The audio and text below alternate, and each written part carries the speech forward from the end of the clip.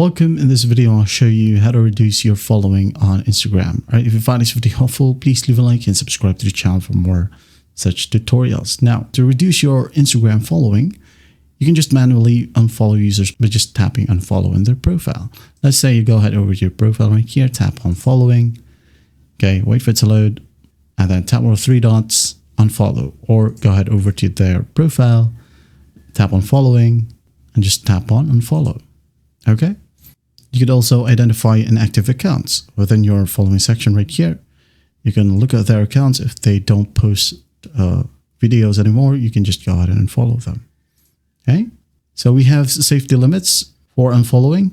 Okay. To avoid being flagged or banned, avoid automated tools or mass unfollowing. Also keep your actions to around 200 per hour. Okay. 200 unfollows per hour. If you meant to reduce your followers right here, okay, the only thing that you can do is basically block them. All right. Tap on the picture or tap on the profile, tap on three dots, and just tap on block. Okay. And there you have it. That is how you reduce your following on Instagram. Well, I hope this video helps, and I'll see you in the next one.